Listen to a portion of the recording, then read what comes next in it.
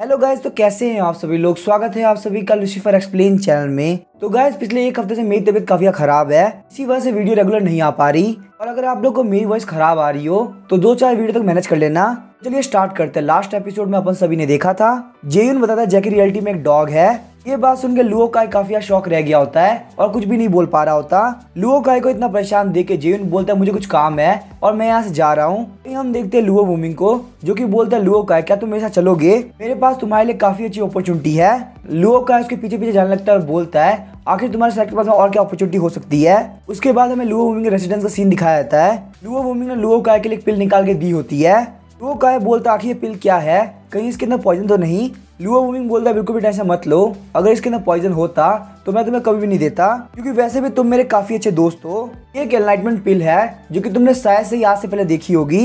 Luo काई बोलता है क्या तुम बिल्कुल सच बोल रहे हो। लुओ वूमिंग बोलता है एक बार ट्राई करके देखो, फिर तुम मेरी बात मान जाओगे। ऐसे ही लुओ काई उस पिल को खाता है, वो काफी शौक रह गया होता है। लुओ काई वहीं पे बैठ के कल्टीवेट करना स्टार्ट कर देता है। 20 मिनट बाद लुओ काई वापस से उठता है और वो काफी खुश होता है। लुओ वूमिंग बोलता है मैंने कहा था ना ये काफी बढ़िया पिल है, ये सारी पिल भी हमको जेयुन ने प्रोवाइड करी है। लेकिन काफी अजीब बात ये है कि उसने 70 पिल हमको दी, वहीं 20 पिल अपने डॉग के लिए रख दी। और तुम्हें पता है ओल्ड सिया ने स्टार सोल सेट को ज्वाइन कर लिया, इस वजह से जेयुन ने उसको 9 लीफ सोल रिटर्निंग हर्ब दी है। वहीं बात की जाए ओल्ड बाय की, जिसको मेरी बेटी का ध्यान रखने के लिए भेजा गया था, तो स्टार सोल सेट के अंदर आके बस चुका है और वहां से आने को तैयार नहीं। तभी हम देखते हैं लुओ काई पीछे की तरफ घूम जाता है और वापस जाने लगता है। लुओ वूमिंग बोलता है अभी तक मैंने ड्रिंक भी नहीं किया, तो आखिर तुम कहाँ जा रहे हो। लुओ काई बोलता है आखिर यहाँ पे ड्रिंक करने के लिए क्या बचा है। देखते हैं लुओ काई वहाँ पे काफी चिढ़ रहा होता है। लुओ वूमिंग बोलता है हम तो बस यहाँ पे बात कर रहे हैं, आखिर तुम इतना गुस्सा क्यों हो रहे हो। लुओ काई बोलता है मैं इस दुनिया के अंदर बिल्कुल अकेला हूँ, मैं छोड़कर मेरी कोई फैमिली भी नहीं है, मैंने यहाँ पे शादी कर ली होती तो मैं भी तुम्हारी तरह बेटी होती। लुओ वूमिंग बोलता है कोई बात नहीं, मैं तुम्हारा फैमिली मेंबर हूँ, तुम्हें यहाँ पे अकेला फील करने की बिल्कुल भी जरूरत नहीं। लुओ काई बोलता है यही वजह है कि मैं स्टार सोल सेट को ज्वाइन करने के लिए जा रहा हूँ, कि मैं वहाँ का एक एल्डर बन जाऊँ और मेरे पास भी एक घर हो। उसके बाद हम देखते हैं लुओ काई काफी स्पीड से वहाँ से निकल जाता है। लुओ वूमिंग बोलता है इसका मतलब तुम भी यहाँ पे अपॉर्चुनिटी का फायदा उठाना चाहते हो, तुम्हारे अंदर बिल्कुल भी शर्म नहीं है। लुओ काई फटाफट से वापस आओ। लुओ वूमिंग चिढ़ते हुए बोलता है आखिर यहाँ पे किसने बोला था कि वो कोई भी सेट को ज्वाइन नहीं करेगा, आखिर यहाँ पे किसने बोला था कि उसको फ्रीडम चाहिए और वो एक जगह पे नहीं रह सकता। वो काई तुम बहुत बड़े झूठे हो, तुम बिल्कुल भी अपनी बात पे नहीं रह रहे। हालांकि लुओ वूमिंग अपने दोस्त को बुरा भला बोल रहा होता है, लेकिन उसके मन के अंदर भी स्टार सोल सेट को ज्वाइन करने की काफी इच्छा थी। अगर वो यहाँ पे जेयुन के मास्टर का फादर नहीं होता तो वो बहुत पहले स्टार सोल सेट का एल्डर बन गया होता। लेकिन अचानक से हम देखते हैं लुओ वूमिंग को याद आता है कि उसे डिमोनिक बीस्ट एसेंस के बारे में 5 ग्रेट एल्डर्स को बताना है। वहीं हम देखते हैं जेयुन को जो कि काफी बोर हो रहा होता है और आराम से गाना गा रहा होता है। लेकिन अचानक से हम देखते हैं चैन हाउ वहाँ पे दरवाजे को किक मारते हुए एंटर करता है। चैन हाउ बोलता है ब्रदर मुझे पता है तुम्हें चीजों को बर्बाद करना काफी पसंद है, लेकिन तुमने जो यहाँ पे किया है वो बिल्कुल पागलपंती है। जेयुन बोलता है ब्रदर प्लीज शांत रहिए, देखिए आपने मेरे दरवाजे को तोड़ दिया। चैन हाउ बोलता है मुझे स्क्रिप्चर पॉइंट से पता चला है कि तुमने यहाँ पे पर्पल थंडर मैडलाइन को खाया, जो कि बहुत ही पावरफुल बीस्ट है। मुझे पता है तुम चीजों को वेस्ट करते हो, लेकिन ये बहुत ही गलत बात है। जेयुन बोलता है मुझे पता है वो बीस्ट काफी पावरफुल था, लेकिन सीन ये सच में उसका टेस्ट काफी अच्छा था। ये सारी बातें सुनकर चैन हाउ काफी परेशान हो गया होता है, उसे पता होता है कि वो यहाँ पे जेयुन को नहीं समझा सकता।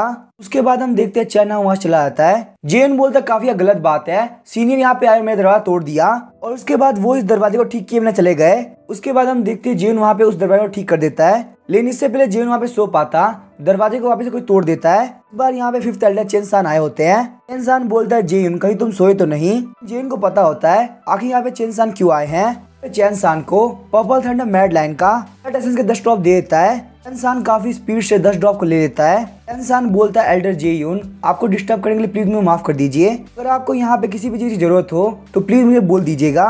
उसके बाद हम देखते हैं वो काफी स्पीड से वहां चला जाता है। जेयुन वहाँ पे टूटे हुए दरवाजा देख के सोचता है अब मैं इसको ठीक नहीं करने वाला, मैं अब यहाँ पे इस कमरे को ही चेंज कर देने वाला हूँ।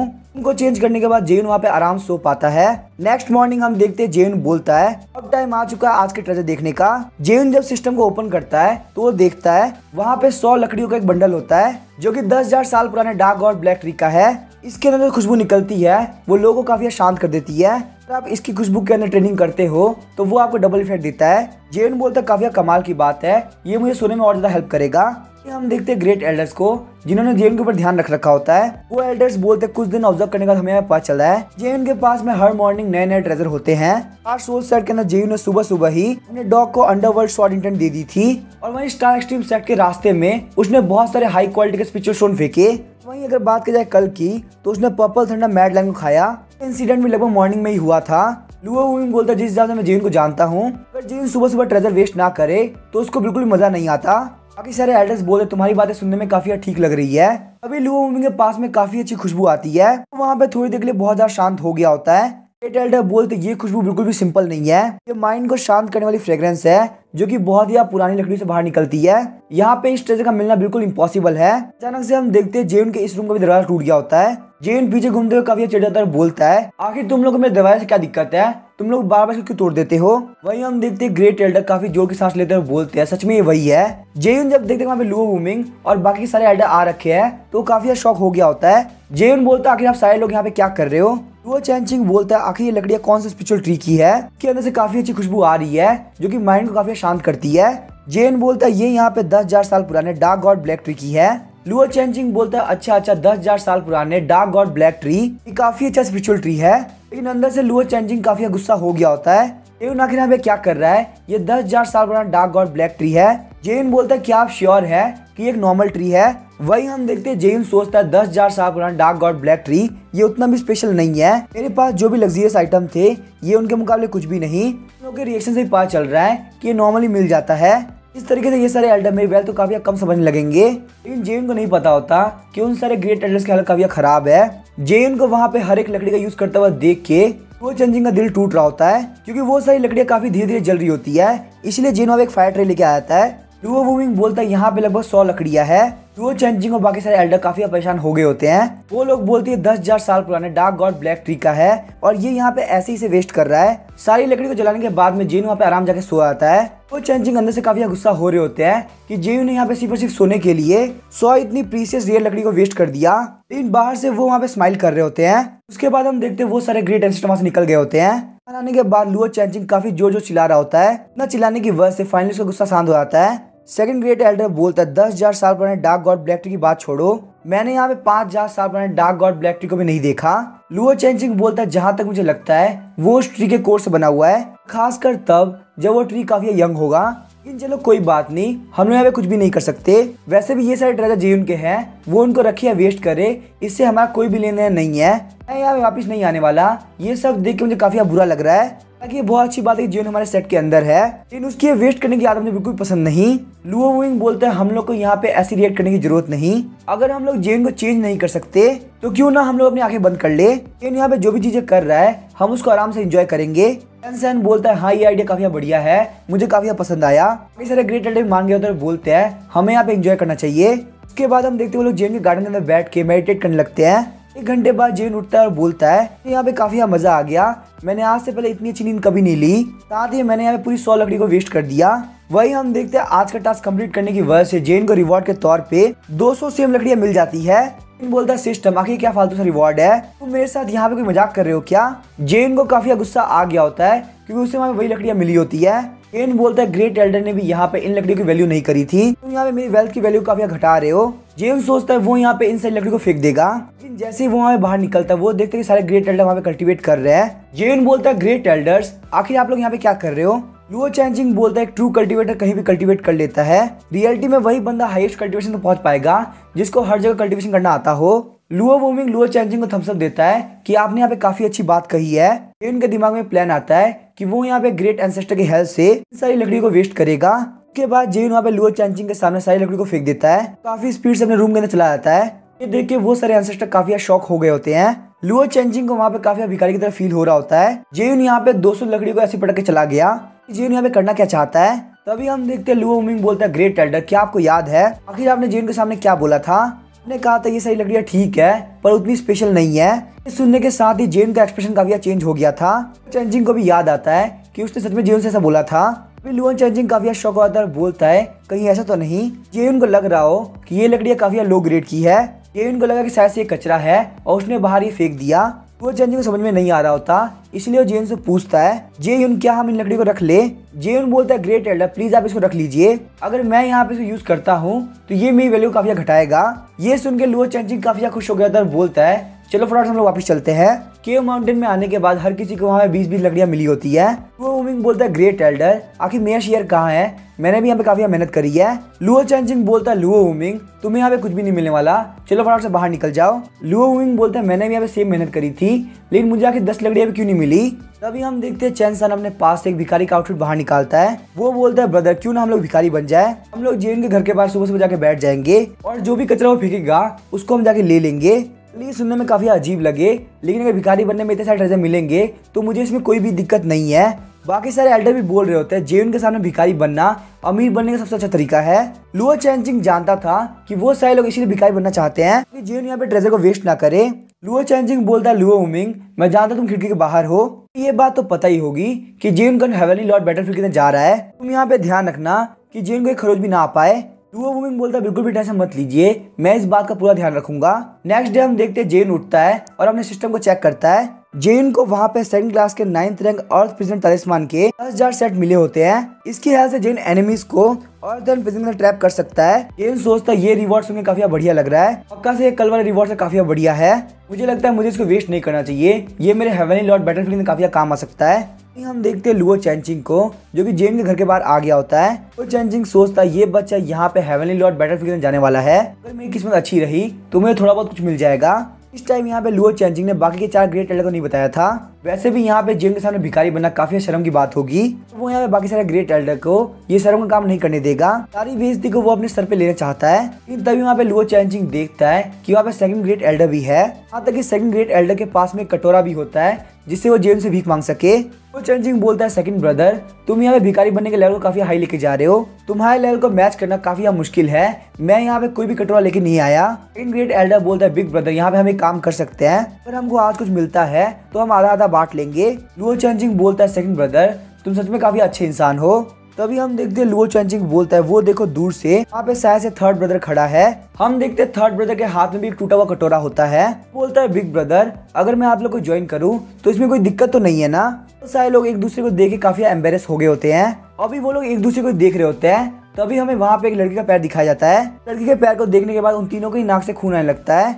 वो लोग बोलते हैं आखिर तुम कौन सा प्लान यूज कर रही हो, इस तरीके से तो हमारा प्लान बिल्कुल फेल हो जाएगा। हम देखते हैं वो होती है फोर्थ एल्डर जिसने काफी अजीब कपड़े पहन रखे होते हैं। फोर्थ एल्डर को देख के वो सारे लोग बोलते हैं फोर्थ एल्डर आज के बाद ऐसा कभी मत करना, हम लोग यहाँ पे तुमको देख के काफी डर गए थे। फोर्थ एल्डर बोलते हैं मुझे नहीं लगा था कि यहाँ पे बाकी सारे एल्डर भी होंगे। लुओ चैनचिंग वहाँ पे इधर उधर देखने लगता है, बोलता है अब क्योंकि यहाँ पे फोर्थ एल्डर आ चुकी है तो फिफ्थ एल्डर भी आसपास ही होगा। फोर्थ एल्डर बोलते लेकिन वो तो यहाँ पे बहुत पहले आया था।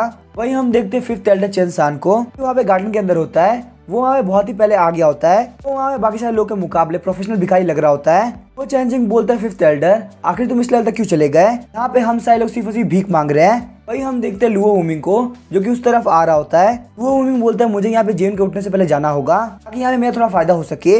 लेकिन जब वहाँ पे लुओ वुमिंग देखता है कि बाकी सारे ग्रेट एल्डर क्या करे तो वो काफी शौक रह गया होता है। फोर्थ एल्डर बोलते हैं देखो यहाँ पे लुओ वुमिंग भी आ चुका है। ये हम देखते हैं चैन सान बोलता है क्या तुम्हें भी यहाँ पे कटोरा चाहिए। ये सब देख के लुओ वुमिंग काफी शौक हो गया होता है। वो बोलता है मैंने यहाँ पे कुछ भी नहीं देखा।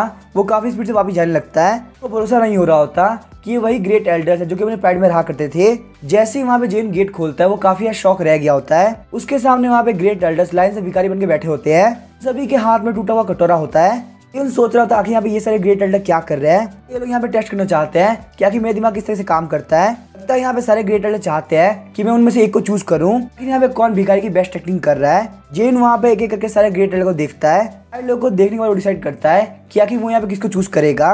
वो वहाँ पे फिफ्थ एल्डर चैन सान कटोरे के अंदर डीमन बीस्ट के ब्लड एसेंस का 10 ड्रॉप डाल देता है। जेन सोचता है मैंने यहाँ पे सबसे अच्छे भिखारी को चूज किया है, इनको देख के कोई भी बोल सकता है कि इनसे अच्छा भिखारी दुनिया में कोई भी नहीं होगा। मैं इतना अच्छा डिसाइपल हूँ कि मैंने ये 10 ड्रॉप खुद के पास डोनेट करी है। उसके बाद हम देखते हैं जेन वहाँ पे लुओ वुमिंग को ढूंढने के लिए चला जाता है। जेन के जाने के बाद चैन सान काफी जोर जोर से हंसने लगता है। चैन सान बोलता मुझे ये बात पता थी कि मैं यहाँ पे सबसे ज्यादा प्रोफेशनल दिख रहा हूँ, जेन पक्का से मुझे चूज करेगा। अचानक से हम देखते हैं बाकी सारे ग्रेट एल्डर बोलते हैं फिफ्थ एल्डर हमने अच्छे और बुरे टाइम साथ में बिताए हैं, ये बात तो पक्की है कि तुम इस लूट को अपने पास में अकेले नहीं रखोगे। चैन सान सोच रहा होता है अगर मुझे पहले पता होता कि यहाँ पे ये होने वाला है तो मैं बहुत ही पहले यहाँ से भाग गया होता। इसके बाद हम देखते हैं जेन वहाँ पे मेन हॉल के अंदर आ गया होता है। लुओ वुमिंग बोलता है जेन क्या तुम्हें ग्रेट एल्डर मिले थे। जेन बोलता है वो लोग मेरे घर के बाहर कल्टीवेट कर रहे थे, उन लोग का स्टेटस इतना ज्यादा हाई है, उसके बावजूद वो लोग वहाँ भिखारी बनने की एक्टिंग कर रहे थे। उन लोगों ने वहाँ पे कुछ बोला नहीं, पर मुझे पता चल गया कि वो लोग क्या चाहते हैं। उन पांचों एल्डर में से फिफ्थ एल्डर चैन सान सबसे परफेक्ट भिखारी लग रहे थे, इसी वजह से मैंने उनको ग्रेट डीमन बीस्ट की ब्लड एसेंस की 10 ड्रॉप दे दी। हम देखते हैं लुओ वुमिंग सोच रहा होता है लोग अपने माइंड को कल्टीवेट नहीं कर रहे थे, बल्कि वो तुमसे वहाँ पे सच में भीख मांगने लिए गए थे। आखिर तुम्हें यहाँ पे किसने बोला था कि तुम अपने पास इतने सारे ट्रेजर रखो, तुम्हारे ट्रेजर उनको दिन पर दिन और ज्यादा बदतर बनाते जा रहे हैं। वो मिंग डिसाइड करता है कि वो यहाँ पे जेन को कुछ भी नहीं बताएगा। यहाँ पे जो भी चीजें हो रही है उन सभी को देख के काफी मजा आ रहा है। जेन काफी खुश होते हुए बोलता है, मास्टर क्या सारे लोग रेडी हो चुके हैं? आखिर हम लोग हेवनली लॉर्ड बैटलफील्ड की टेलीपोर्टेशन टावर के अंदर कब जाएंगे? लुओ वुमिंग बोलता है, सिर्फ हम दोनों वहाँ पे जा रहे हैं और कोई भी नहीं। उसके बाद जेन वहाँ चला जाता है। ग्रेट एल्डर जेन को जाते हुए देख के बोल रहे होते हैं, जेन यहाँ बस कुछ दिनों के लिए आया था पर हम उसको काफी मिस करेंगे। मुझे यहाँ पे नहीं लगता कि वो शायद से स्टार एक्सट्रीम सेट के अंदर आएगा, पक्का से डायरेक्टली स्टार सोल सेट के अंदर चला जाएगा। फोर्थ एल्डर बोलती है, क्यों ना हम लोग भी स्टार सोल सेट के अंदर चले जाए, वैसे भी यहाँ पे प्रोटेक्टिव एरिया हमेशा एक्टिव रहता है, स्टार एक्सट्रीम सेट के अंदर कोई भी दिक्कत कभी नहीं आएगी। लुओ चेंजिंग बोलता है, क्या तुम्हारे बिल्कुल भी शर्म बाकी नहीं है? पहले तो यहाँ पे तुम लोग भिखारी बन गए और अब तुम लोग यहाँ पे जेन के पीछे पीछे स्टार सोल सेट के अंदर जाना चाहते हो। लेकिन वहीं हम देखते हैं चैन सान को, जिसने ऑलरेडी पैकिंग कर ली होती है। चैन सान जाते हुए बोलता है, ब्रदर मैं स्टार सोल सेट के लिए निकल रहा हूँ, आप लोग यहाँ पे स्टार एक्सट्रीम सेट का ध्यान रखना। ये सब देख के लुओ चेंजिंग काफी गुस्सा हो गया होता है। वो अपने ऑरा को रिलीज करते हुए बोलता है, कोई भी सेट से बाहर नहीं जाएगा, तुम लोग सेट से बाहर गए तो तुम लोग को पता है मैं क्या कर सकता हूँ। लुओ चेंजिंग को गुस्से में देख के सारे ग्रेट एल्डर काफी डर गए होते हैं। वो लोग सोचते लगता है हमने यहाँ पे ज्यादा कर दिया, हम लोग को चुपचाप से बैठ जाना चाहिए। वहीं हम देखते हैं जेन बोल रहा था, काफी अजीब बात है, यहाँ पे रास्ते के अंदर ना तो कोई कल्टीवेटर मिला और ना ही कोई बीस्ट मिला। मैंने जो स्टार सोल सेट के अंदर देखा था उसके मुकाबले काफी अजीब है। लुओ वुमिंग बोलता है, ऐसा हो सकता है कि कल्टीवेटर ने अपने प्रैक्टिस के लिए यहाँ के सारे बीस्ट को मार दिया हो, लेकिन यहाँ पे हेवनली लॉर्ड बैटलफील्ड के बीस्ट काफी स्ट्रॉन्ग होते हैं, उनको बिल्कुल भी नॉर्मल बीस्ट की तरह मत समझना। अगर तुम्हें यहाँ पे कोई भी कल्टीवेटर नहीं दिख रहा तो इसकी वजह ये हो सकती है, जियांडियन कॉन्टिनेंट बहुत ज्यादा बड़ा है। लेकिन अचानक से हम देखते हैं उन लोग के सामने एक रेड हेयर वाली लड़की आ गई होती है। वो लड़की बोलते, क्या तुम दोनों यहाँ पे मुझे थोड़ी देर के लिए एंटरटेन कर सकते हो? लुओ वुमिंग बोलते, ये एक बहुत ही पावरफुल डीमन है, जेयून तुम यहाँ से भाग जाओ, मैं इसको संभालता हूँ। वो डीमन बोलते, तुम लोग यहाँ से नहीं जा सकते, तुम लोग को मुझे यहाँ पे एंटरटेन करना है। उसके बाद हम देखते हैं वो वहाँ पे उन लोगों के ऊपर अटैक कर देती है। उस डीमन ने वहाँ पे उन लोगों का रास्ता ब्लॉक कर दिया होता है, जिस वजह से वो लोग नहीं भाग सकते। वो वुमिंग बोलता है, जैसे कि मैंने सोचा था, ये डीमन यहाँ पे ट्रिब्यूलेशन रियलम के 9th लेवल पे है। वो डीमन बोलती है, मैं तुम लोग को यहाँ पे एक ऑफर देती हूँ, तुम लोग मुझे कोई ऐसी चीज देते हो जो कि काफी इंटरेस्टिंग होती है तो मैं तुम लोग को यहाँ जाने दूंगी। लुओ वुमिंग को वहाँ पे डीमन की बातों भरोसा नहीं होता, वो वहाँ पे फाइट करने के लिए तैयार हो गया होता है। जैसे वो अटैक करने वाला होता है, देखता है बहुत सारे ब्लड एसेंस के ड्रॉप डीमन की तरफ जा रहे हैं। ये सब यहाँ पे जेयून ने किया होता है। इतने सारे ब्लड एसेंस के ड्रॉप को देख के वो डीमन भी काफी शॉक हो गई होती है। वो वुमिंग बोलता है, जेयून क्या तुम्हारा दिमाग खराब हो चुका है? वो यहाँ पे ट्रेजर लेने के बावजूद हमें यहाँ से नहीं जाने देगी। हंसते हुए बोलता है, अगर वो हमको धोखा देती है तो ये हमारे लिए काफी बढ़िया रहेगा, एक नॉर्मल बीस्ट है, हमें यहाँ पे इतना टेंशन की जरूरत नहीं। तब देख के लुओ वुमिंग काफी शॉक रह गया होता है और बोलता है, क्या तुम्हारे पास कोई ट्रम्प कार्ड है? आखिर तुम इतने कॉन्फिडेंट कैसे हो? हम देखते वो डीमन काफी डर गई होती है। वो सोचती है अगर मैं यहाँ पे कोई भी गलती नहीं कर रही, ऐसे ये ब्लड एसेंस बहुत ही पावरफुल डीमन का है, जिसने यहाँ पे 9 थंडर स्ट्राइक को झेल रखा हो। और वहीं बात की जाए मेरे लेवल की, तो मैंने अभी तक सिर्फ और सिर्फ 2 स्ट्राइक को झेला है। कि इन लोगों के पास में इतना पावरफुल ट्रेजर कैसे हो सकता है? मेरे हिसाब से इन लोग के बैकअप में बहुत ही पावरफुल बंदा है, यहाँ पे इन लोगों से पंगा नहीं लेना चाहिए। डीमन बोलती है, मुझे ब्लड एसेंस काफी पसंद आया, अब मैं यहाँ से जा रही हूँ। वो वुमिंग वहाँ जाने के लिए रेडी हो गया होता है। बोलता है, हम लोग के सामने एक बहुत ही पावरफुल डीमन आई है, कम से कम हम लोग को उसकी पावर तो चेक करनी चाहिए। वो वुमिंग बोलता है कि तुम क्या फालतू बात कर रहे हो, तुम्हें यहाँ पे उसको प्रोवोक नहीं करना चाहिए। उसके बाद हम देखते हैं जेयून अपने पास से 50 ड्रॉप बाहर निकालता है। जेयून बोलता है, डीमन अगर तुम मुझे यहाँ मार देती हो तो ये सारे ड्रॉप तुम्हारे हो जाएंगे। जेयून सोच रहा होता है, मैंने अभी तक किसी बड़े खतरे का सामना नहीं किया, इसीलिए सिस्टम के गार्ड स्क्वाड का सामना होने का मौका ही नहीं मिला। अगर ये डीमन मेरे ऊपर अटैक करती है तो मैं यहाँ पे पहली बार गार्ड स्क्वाड को देख पाऊंगा। बोलता है, क्या हुआ, तुम मेरे ऊपर अटैक नहीं कर रही, तुम्हें यहाँ पे ब्लड एसेंस की 50 ड्रॉप नहीं चाहिए। इनके बिहेवियर को देख के वो डीमन काफी शॉक हो गई होती है। तो पक्का से भरोसा हो गया होता है कि जेयून के बैकअप में बहुत ही पावरफुल इंसान है, ना वो यहाँ पे इतने पावरफुल डीमन के सामने इतना फ्लैक्स नहीं कर रहा होता। मैं यहाँ पे कोई भी एक्शन लेती हूँ तो मैं पक्का से मारी जाऊंगी। उसके बाद हम देखते हैं वो डीमन अपने ट्रू फॉर्म में आ जाती है। उसका ट्रू फॉर्म होता है एक मेंटिस डीमन का। जेन बोलता है, ये क्रिएचर यहाँ पे काफी कूल लग रही है। लुओ वुमिंग बोलता है, ये जो डीमन है ये ब्लड थर्स्टी मेंटिस, ब्लड के सप्लाई के साथ ये लगातार पावरफुल होती आती है, क्रिएचर को हैंडल करना काफी मुश्किल होता है। उसके बाद हम देखते हैं वो मेंटिस डीमन वहाँ पे काफी स्पीड से भाग जाती है। दूर एक सेफ जगह पे आने के बाद मेंटिस डीमन बोल रही होती है कि वो लोग यहाँ पे क्या सोच रहे थे कि मैं उन लोगों से फाइट करूंगी, उन लोगों ने यहाँ पे इतने पावरफुल डीमन को मार रखा है, उनसे फाइट करना काफी बेकार रहता। ब्लड एसेंस के ड्रॉप को सेफ रखने के लिए मेंटिस डीमन ने उस ड्रॉप को बास्केटबॉल के बीच में रख दिया होता है। लेकिन हम देखते हैं जेन काफी स्पीड से उसकी तरफ आ रहा होता है। बोलता है, मेंटिस डीमन आखिर तुम्हारी हिम्मत कैसे मुझे भागने की? जेन को अपनी तरफ आता हुआ देख के वो डीमन काफी शॉक हो गई होती है। जेन ने अपने पास से बहुत सारे स्पिरिचुअल शॉट निकाले होते हैं, वो वहाँ पे लुओ वुमिंग को फुली चार्ज कर सके। लुओ वुमिंग ने भी अपनी स्पीड को काफी बढ़ा दिया होता है। डीमन रोते हुए बोलते, क्या तुम दोनों का दिमाग खराब हो चुका है? तुम लोगों से फाइट नहीं करनी, आखिर तुम लोग मेरे पीछे पीछे क्यों आ रहे हो? जेयुन बोलता है मेंटिस डीमन, आखिर तुम यहाँ से भाग क्यों रही हो? तुमसे यहाँ पे एक रियल फाइट करनी है। मैं तुमसे हार जाता हूँ तो तुम जो चाहो वो कर सकती हो, अगर मैं तुमसे जीत जाता हूँ तो तुम मेरी बैटल पैट बनोगी। डीमन काफी डर गई होती है और बोलती है मुझे कोई भी फाइट नहीं करनी ताकि जेन उसके पीछे ना आए, इसीलिए उसने ब्लड ड्रॉप भी फेंक दी होती है। हम देखते हैं लुओ हुमिंग बोलता है वो काफी स्पीड से भाग रही है, मैं उसको पकड़ नहीं सकता। जेन यहाँ पे इतनी जल्दी हार नहीं मानना चाहता, वो बोलता है मुझे उस डीमन की तरफ फेंक दो। उसके बाद हम देखते हैं लुओ हुमिंग जेन को काफी स्पीड से उस तरफ फेंक देता है। बहुत ही कम टाइम के अंदर जेन यहाँ पे डीमन के पीछे पहुंच गया होता है। मेंटिस डीमन बोल रही है तुम मेरे पास मत आना, तुम मुझसे दूर रहो, मुझे तुमसे यहाँ पे कोई फाइट नहीं करनी। तभी हम देखते हैं सिस्टम को लगता है कि जेन काफी बड़े खतरे में है। अचानक से वहाँ पे आसमान के अंदर एक क्रैक पड़ने लगता है। क्रैक को देख के लुओ हुमिंग और डीमन दोनों ही काफी शॉक हो गए होते हैं। उस क्रैक के अंदर से एक बहुत ही पावरफुल फिगर बाहर निकलता है। पावरफुल बंदा बोलता है इस जगह पे काफी शोर है, बताया था यही है सिस्टम का गॉडली गार्ड स्वॉर्ड। इनके बाद ही गार्ड स्वॉर्ड बोलता है मास्टर प्लीज मुझे माफ कर दीजिए, यहाँ पे आने में काफी देरी हो गई। वही हम देखते हैं जेन को जो कि डीमन के ऊपर बैठा होता है। जेन बोलता है कोई बात नहीं, तुम यहाँ पे टाइम रहते आ गए हो। गार्ड स्क्वाड वहाँ पे स्पेस को स्टेबल कर देता है, जिस वजह से जेन भी आसमान के अंदर खड़ा हो पा रहा होता है। जेन बोलता है क्या तुम गॉडली गार्ड स्क्वाड के एक मेंबर हो?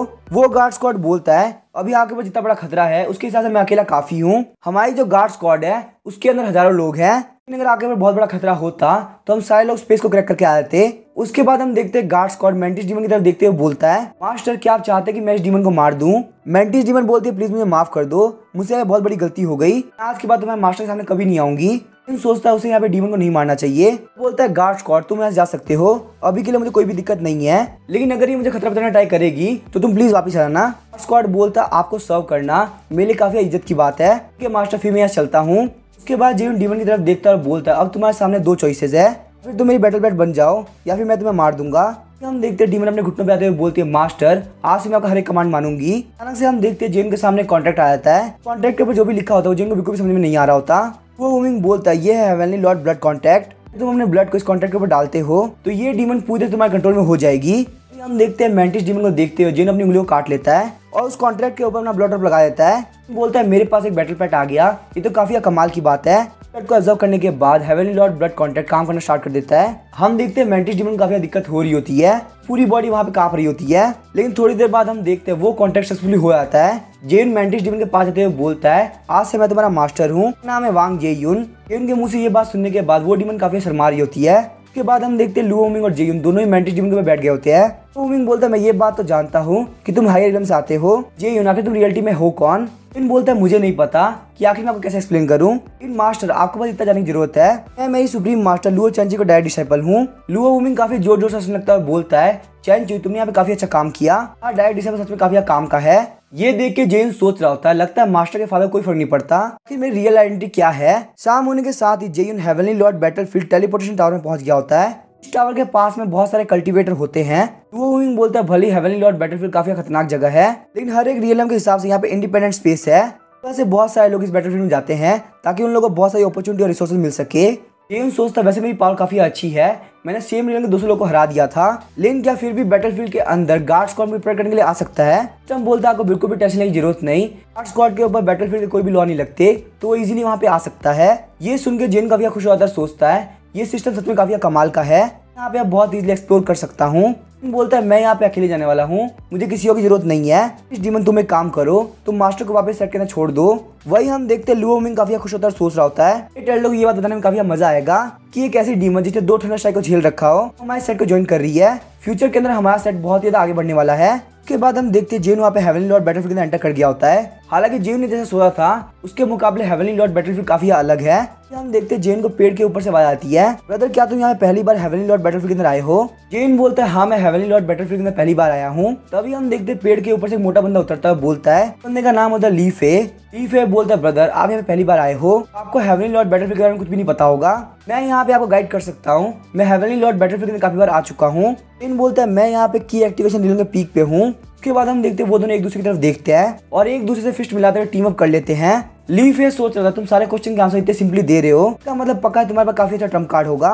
वही हम देखते हैं जेन को भी पता होता है कि लीफेस को फायदा उठाना चाहता है। जेन को यहाँ पे खुद की सेफ्टी की टेंशन करने की जरूरत नहीं, उसके पास यहाँ पे गार्ड स्क्वाड है, वैसे भी यहाँ पे ये सब करके काफी मजा आएगा।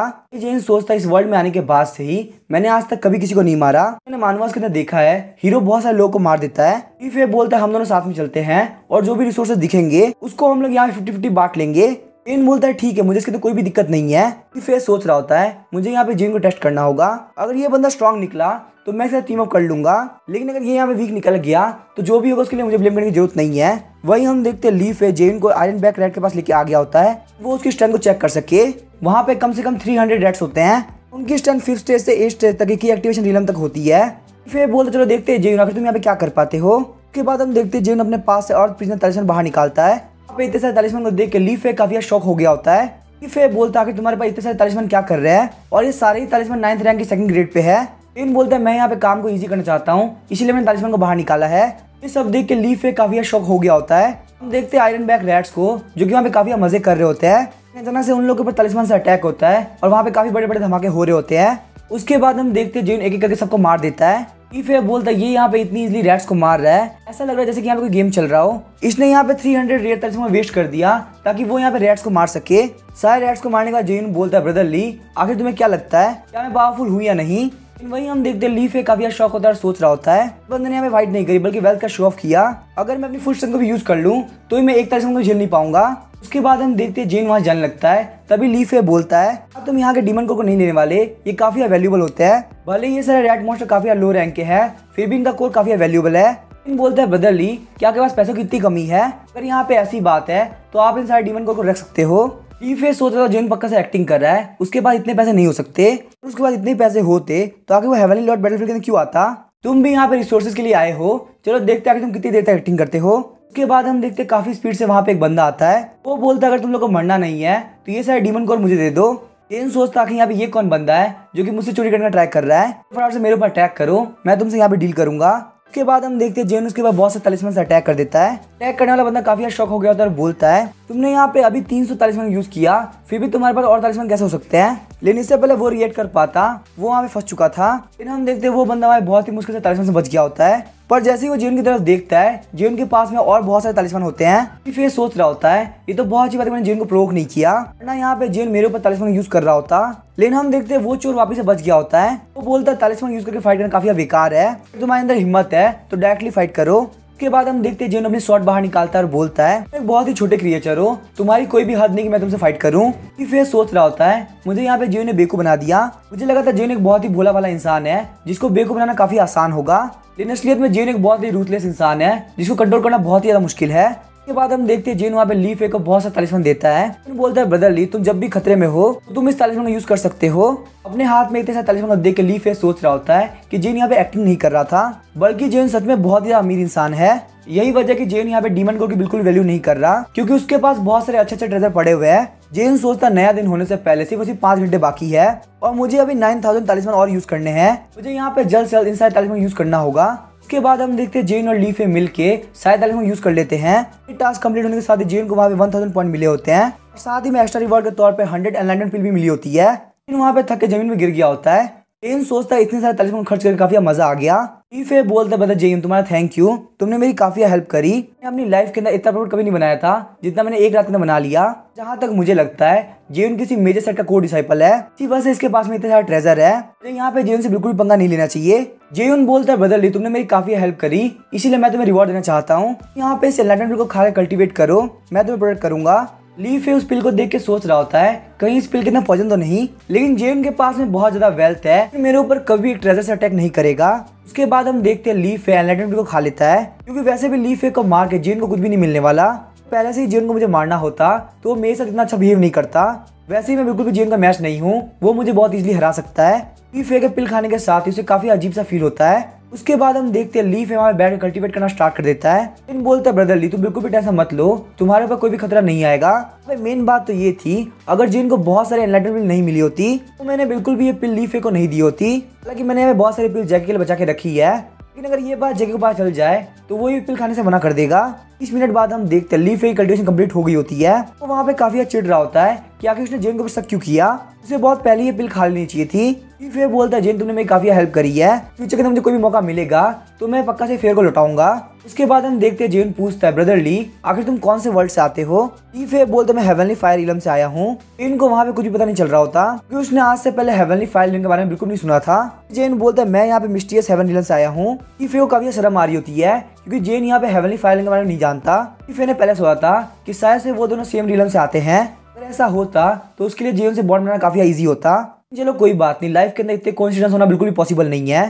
थोड़ी देर बाद वो लोग देखते हैं वहाँ पे कोई चीज बहुत ज्यादा चमक रही है। चीजों को देखने वाला ली फे काफी स्पीड से आगे बढ़ने लगता है, क्योंकि ली फे ऑलरेडी इस वर्ल्ड के अंदर आ चुका है, इसीलिए उसे पता ये क्या चीज है। ली फे बोलता है, ब्रदर जेयून हमारी किस्मत काफी अच्छी है, यहाँ पे कम से कम 200 लो ग्रेड के स्पिरिचुअल क्रिस्टल है। ली फे वहाँ पे माइनिंग स्टार्ट कर देता है। वही हम देखते हैं जेयून को काफी शौक लग रहा होता है। जेयून बोलता है 200 क्रिस्टल तो काफी कम होते हैं, काम करो ब्रदर ली, तुम यहाँ पे सारे क्रिस्टल रख लो। ली फे बोलता है, ब्रदर जेयून अगर तुमको यहाँ पे कोई भी चीज नहीं चाहिए आखिर तुम हेवनली लॉर्ड बैटलफील्ड के अंदर क्यों आए। जेयून बोलता है, मैं बस यहाँ मजे करने के लिए और अपने पैसे को खर्च करने के लिए आया हूँ, मेरे पास बहुत यार रेयर और प्रीशियस ट्रेजर है, इसीलिए मुझे ये हेवनली लॉर्ड बैटलफील्ड इतनी कुछ खास नहीं लग रही। जेयून को ऐसा बोलता हुआ देख के ली फे काफी परेशान हो गया होता है। आखिर यहाँ पे किसी के पास में इतना पैसा कैसे हो सकता है कि उसे हेवनली लॉर्ड बैटलफील्ड कुछ खास ना लग रही हो। ली फे बोलता है, ब्रदर जेयून अगर आप यहाँ पे खर्च करने के लिए आए हैं क्यों ना हम लोग हेवनली लॉर्ड सिटी के अंदर चले। जेयून बोलता है, आखिर हेवनली लॉर्ड सिटी क्या होती है। लिटिल फे बोलता है, हेवनली लॉर्ड सिटी ये इस बैटलफील्ड की सबसे कमाल की जगह है, वहाँ पे बहुत सारे ट्रेजर, रिसोर्सेज और कल्टीवेशन टेक्निक है। अगर आपके पास में बहुत सारे पैसे हैं तो आप वहाँ पे कुछ भी खरीद सकते हैं। ऐसे बंदे जिनके पास बहुत सारा पैसा है वो जगह उनके लिए बिल्कुल बेस्ट है। इस सिटी को यहाँ पे हेवनली लॉर्ड के लॉज चलाते हैं, इसीलिए ना ही यहाँ पे कोई कॉन्फ्लिक्ट होता है और ना ही कोई चोरी होती है। लेकिन हेवनली लॉर्ड सिटी के अंदर एंटर करने के लिए आपके पास हेवनली लॉर्ड टोकन होना चाहिए। मेरे पास यहाँ पे एक टोकन है, लेकिन इसकी हालत से आप एक दिन के लिए जा सकते हो। जेयून बोलता है, ब्रदर ली आखिर तुम्हारे पास कहाँ से आया। ली फे बोलता है, मुझे यहाँ पे ये टोकन ड्रीम्स के अंदर मिला था, हालांकि मैं भी वहाँ पे उस सिटी के अंदर जाना चाहता था, लेकिन उस सिटी के अंदर जो भी चीज है वो काफी महंगी है, तो इसीलिए मैं उसको अफोर्ड नहीं कर सकता। तुमने मुझे यहाँ पे एनलाइटमेंट बिल दी है और मुझे पता भी नहीं कि हम वापस मिलेंगे या नहीं, इसीलिए मैं तुम्हें गिफ्ट के तौर पे हेवनली लॉर्ड टोकन देना चाहता हूँ। जेयून बोलता है, 1 मिनट रुको, मैं यहाँ पे कोई भी चीज ऐसे नहीं लेता, मेरे पास एनलाइटमेंट बिल की एक बोतल पड़ी हुई है, तुम इसको ले लो। एनलाइटमेंट बिल की बोतल पाके ली फे काफी खुश हो गया होता है। उसके बाद हम देखते हैं जेयून अपना ब्लड उस टोकन के ऊपर गिराता है, इसी के साथ ही जेयून को वहाँ पे क्लाउड ने घेर लिया होता है। इसी के साथ हम देखते हैं जेयून वहाँ से गायब हो गया होता है। ली फे काफी खुश होता है और बोलता है, मैंने यहाँ पे एक टोकन जेयून को दिया जो कि मेरे लिए बिल्कुल वेस्ट था, और उसके बदले मुझे यहाँ पे 13 एनलाइटमेंट बिल मिली जो कि मेरे लिए काफी वैल्यूएबल है। हम देखते हैं जेयून टेलीपोर्ट होकर एक जगह पे गिर गया होता है, लेकिन जब वहाँ पे हेवनली लॉर्ड सिटी को देखता है तो काफी मॉडर्न सिटी की तरह लग रही होती है। अगर यहाँ पे जेयून लोगों का कपड़ा नहीं देखता तो उसे लगता है वो अपने रियल वर्ल्ड में आ चुका है। जेयून बोलता है, ये सिटी मुझे काफी घर की तरह फील हो रही है, लेकिन वहाँ पे बाकी सारे कल्टिवेटर जेयून को काफी कम समझ रहे होते हैं, क्योंकि यहाँ पे की एक्टिवेशन रीलिंग के बंदे का कोई भी काम नहीं है, वो यहाँ से एक भी चीज खरीद नहीं जा पाएगा क्योंकि यहाँ की सारी चीज काफी महंगी है। अचानक से हम देखते हैं जेयून साइड में देखता है, वहाँ पे 2 सुपर सीएन फाइट कर रहे होते हैं। जेयून बोलता है, ऐसा लग रहा है मैं यहाँ पे ड्रैगन बॉल देख रहा हूँ, वैसे यहाँ पे मुझे बोला गया था कि हेवनली लॉर्ड सिटी के अंदर कोई भी फाइट नहीं कर सकता, तो आखिर ये यहाँ पे क्या हो रहा है। तभी वो बाजू वाला बंदा बोल रहा होता है, ये लोग यहाँ फाइट नहीं कर रहे हैं, ये लोग बस जोर जोर से बात कर रहे हैं। जेयून वहाँ पे उस बंदे को देख के बोल रहा होता है, आखिर तुम कौन हो। वो बंदा बोलता है, क्या तुम इस कार के अंदर बैठना चाहते हो, इसके लिए तुम्हें यहाँ पे 5 हेवनली लॉर्ड पॉइंट देने होंगे। जेयून बोलता है, इसका मतलब तुम एक कैब ड्राइवर हो। आखिर ये हेवनली लॉर्ड पॉइंट क्या होते हैं। वो बंदा बोलता है, क्या तुम्हें नहीं पता आखिर हेवनली लॉर्ड पॉइंट क्या होते हैं, इसका मतलब तुम पक्का से यहाँ पे नए होगे। यहाँ पे मेरे टाइम काफी वेस्ट कर दिया। इसी के साथ वो काफी स्पीड से निकल जाता है। जेयून बोलता है, मैं तो बस यहाँ सिंपल सा क्वेश्चन पूछ रहा था, आखिर तुम यहाँ पे इतना गुस्सा क्यों हो गए। उसके बाद हम देखते हैं जेयून वहाँ पे हेवनली लॉर्ड बैंक के अंदर आ गया होता है कि शायद से वो यहाँ पे हेवनली लॉर्ड पॉइंट को एक्सचेंज कर सके। जेयून के एंटर करने के साथ ही वहाँ पे वो लोग उसको ग्रीट करते हैं। जेयून बोलता है, क्या आप लोग के पास में हेवनली लॉर्ड पॉइंट है। अब एक स्टाफ मेंबर होता है जिसका नाम होता है मनी टाइगर। पता चल जाता है कि जेयून हेवनली लॉर्ड सिटी के अंदर नया है, लेकिन फिर भी वो जेयून को बिल्कुल भी कम नहीं समझता। मनी टाइगर बोलता है, हेवनली लॉर्ड सिटी के अंदर टॉप ग्रेड का स्पिरिचुअल क्रिस्टल एक हेवनली लॉर्ड पॉइंट के बराबर होता है। अगर तुम्हें यहाँ पे सिटी में कुछ भी खर्च करना है तो तुम्हें हेवनली लॉर्ड पॉइंट चाहिए होंगे। जेयून सोचते तो काफी सस्ता है, तुम लोग को ये बात मुझे पहले बतानी चाहिए थी। उसके बाद जेयून का ध्यान मनी टाइगर के बैच के ऊपर जाता है, इसके ऊपर लिखा होता है कि वो एक अटेंडेंट है और ये यहाँ पे वाटर स्पीड रीलम से आता है, साथ ही में ट्रिबुलेशन रीलम का बहुत ही पावरफुल कल्टीवेटर है। मनी टाइगर को वहाँ पे काफी एम्बेसमेंट फील हो रही होती है, क्योंकि यहाँ पे ट्रिबुलेशन रीलर का बंदा एक की एक्टिवेशन रीलर के बंदे को अटेंड कर रहा है। इस बात को देख के सारे लोग मेरे ऊपर काफी हंस रहे होंगे। मुझे यहाँ पे जल्द से जल्द बहुत सारे हेवनली लॉर्ड पॉइंट कमाने हैं, तो मुझे यहाँ पे इस बात से कोई फर्क नहीं पड़ता कि आखिर मुझे किसको अटेंड करना पड़ता है या नहीं। जेयून बोलता है, ब्रदर मनी टाइगर आप यहाँ अपना टाइम काफी वेस्ट कर रहे हो। मनी टाइगर बोलता है, क्या तुम्हें नहीं पता कि आखिर सही से बात कैसे करते हैं। जेयून की बातें मनी टाइगर काफी चुप रही होती है। जेयून बोलता है, क्या तुम्हें यहाँ पे कल्टीवेट नहीं करना, और रही बात स्पिरिचुअल क्रिस्टल की तो वो तुम्हें हेवनली लॉर्ड बैटलफील्ड के अंदर मिल जाता। जेयून की बातों का मनी टाइगर के पास में कोई भी जवाब नहीं होता। मनी टाइगर काफी गुस्सा हो गया होता है, लेकिन अपने गुस्से कंट्रोल करते हुए बोलता है, जेयून तुम यहाँ से जा सकते हो। मनी टाइगर जैसे वहाँ से जा रहा होता है, जेयून बोलता है 1 मिनट रुको। मनी टाइगर को लगता है कि शायद जेयून को वापस से परेशान करेगा, लेकिन जेयून अपने पास से एक रिंग बाहर निकालता है जिसके अंदर 100 million top graded spiritual crystal होते हैं। जेयून बोलता है, तुम यहाँ पे इन सारे क्रिस्टल को हेवनली लॉर्ड पॉइंट के अंदर चेंज कर दो। मनी टाइगर काफी खुश हो गया होता है और उस रिंग को लेकर एक्सचेंज की प्रोसेस स्टार्ट कर देता है। जेयून बोलता है, ये सिटी मुझे यहाँ पे काफी इंटरेस्टिंग लग रही है, यहाँ पे बहुत सारे टोकन ले लूंगा और अगली बार अपने मास्टर को यहाँ पे लेके आऊंगा। जेयून ने वहाँ पे खुद को और अपनी मास्टर को इमेजिन कर लिया होता है। मनी टाइगर काफी स्पीड से वहाँ पे कार्ड लेके आ गया होता है। वो जेयून को बोलता है मैंने आपका काम काफी स्पीड से किया है। मनी टाइगर बोलता है गॉड ऑफ वेल्थ, आप तो काफी रिच है, अगर आपको मुझसे कोई भी क्वेश्चन पूछना है तो आप बहुत इजीली पूछ सकते हो। जेयून बोलता है मुझे तुमसे क्वेश्चन पूछने में कोई भी इंटरेस्ट नहीं है, लगता है तुम काफी बिजी हो, मैं तुम्हें यहाँ पे और डिस्टर्ब नहीं कर सकता। मनी टाइगर को वहाँ पे काफी रिग्रेट फील हो रहा होता है। वो बोलता है गॉड ऑफ वेल्थ प्लीज मत जाइए, प्लीज मुझे माफ कर दीजिए। उसके बाद हम देखते हैं जेन वहाँ पे एंटरटेनमेंट स्पॉट पे पहुंच गया होता है। वहाँ के आर्किटेक्चर को देख के जेन बोल रहा होता है ये काफी मॉडर्न सिटी की तरह है, इस जगह को पक्का से उस बंदे ने बनाया है जो कि एक ट्रैवलर रह चुका हो। वहाँ पे एक मशीन के सामने आता है जिसको यूज करने पे उसे एक पॉपुलर आइडल की मर्चेंडाइज मिलेगी।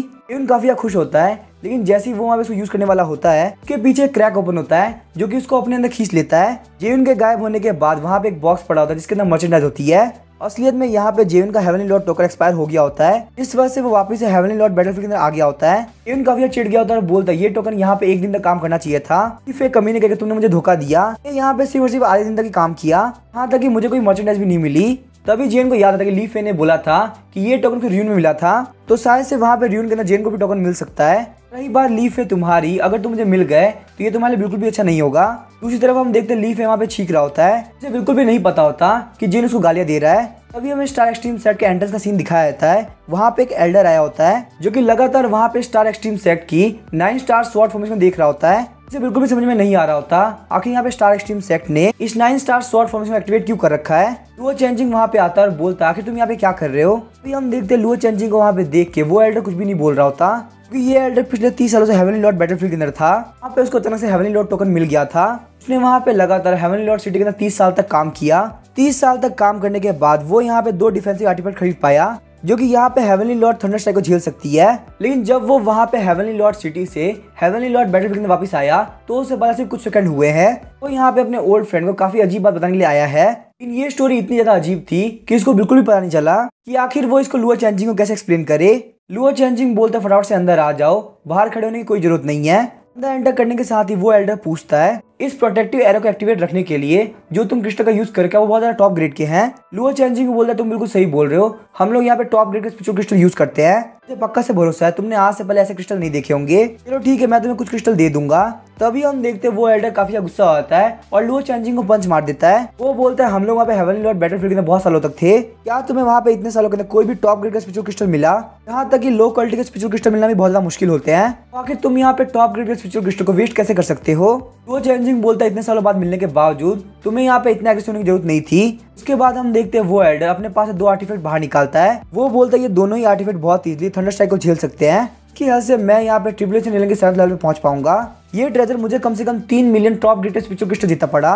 तो चेंजिंग बोला तुम बिल्कुल झूठ बोल रहे हो, इस वर्ल्ड के अंदर कोई भी ऐसा आर्टिफैक्ट नहीं होता जो कि हेवनली लॉर्ड थंडर ट्रिपलेशन को झेल सके। तो अभी हमें बताया था इस एल्डर का नाम है बाय गैंग। बाय गैंग आगे बढ़ते लुओ चेंजिंग को वापस से पंच मारता है। वो बोलता है तुम्हें क्या पता यहाँ पे कौन कौन से तरह के आर्टिफैक्ट होते हैं, क्या तुम्हें यहाँ पे ये भी पता है हेवनली लॉर्ड बैटलफील्ड के अंदर एक आइटम होता है जिसका नाम होता है हेवनली लॉर्ड टोकन। टोकन के साथ तुम वहाँ पे हेवनली लॉर्ड सिटी के अंदर जा सकते हो।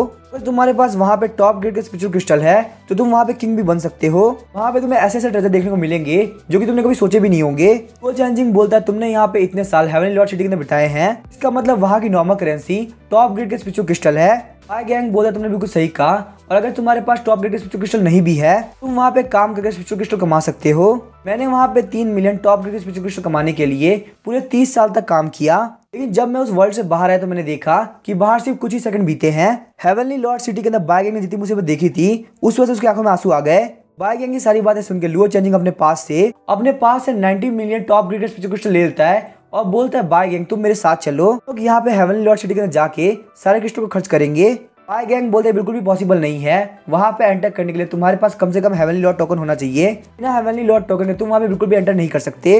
लुओ चेंजिंग काफी परेशान हो गया और सोचता है मेरे पास यहाँ पे इतने सारे पैसे हैं लेकिन मैं उसको खर्च नहीं कर सकता, आखिर मैं यहाँ पे 90 मिलियन टॉप ग्रेड के स्पेशल क्रिस्टल के साथ क्या करूँ। ये बात सुन के बाय गैंग काफी शॉक हो गया और बोलता है आखिर तुम्हारे पास में 90 मिलियन स्पेशल क्रिस्टल कहाँ से आए। तो अभी हमें हेवनली लॉर्ड बैटलफील्ड का सीन दिखाया जाता है। लीफ है वहाँ पे काफी मजे से जा रहा होता है, पता नहीं कि उसे लग रहा होता है कि उसे वहाँ पे कोई बुला रहा है। वो बोलता है मुझे यहाँ पे ऐसा क्यों लग रहा है कि जेन कहीं आसपास है। जब लीफ है वहाँ पे पीछे की तरफ घूमता है तो देखता है कि जेन काफी स्पीड से उसकी तरफ आ रहा है। लीफ है बोलता है ब्रदर जेयून मैंने तुम्हें काफी मिस किया, लेकिन हम देखते हैं जेन काफी गुस्से में होता है और बोलता है लीफ है तुम वहीं पे रुको मैं बस वहाँ पे आ रहा हूँ। लीफ है बोलता है जहाँ तक मुझे पता है मैंने यहाँ पे ब्रदर जेन को बिल्कुल भी ऑफेंड नहीं किया। उसके बाद ली फे काफी खुश होता है कि ब्रदर जेन उसके पास आ रहा है, लेकिन हम देखते हैं जेन ने वहाँ पे उसके ऊपर शॉर्ट से अटैक कर दिया होता है, क्योंकि वहाँ पे ली फे की स्पीड काफी ज्यादा थी, इसीलिए उसने जेन का अटैक को डॉज कर लिया। ली फे बोलता है ब्रदर जेन आखिर तुम्हें क्या कर रहे हो, तुम मेरे ऊपर अटैक क्यों कर रहे हो, तुम तो भाई थे ना जो कि एक दूसरे के लिए मर सकते थे, तो आखिर तुम ही मुझे क्यों मारना चाहते हो। जेन बोलता है कमीने मोटे कहीं के, मैंने तेरी काफी हेल्प करी, तूने मुझे यहाँ पे धोखा दिया। यहाँ पे ये हवाली लॉर्ड टोकन सिर्फ आधे दिन तक काम किया। ये फिर वहाँ पे अटैक को डॉज करते हुए बोल रहा होता है प्लीज मुझे माफ कर दीजिए, लेकिन मुझे यहाँ पे कुछ भी नहीं पता।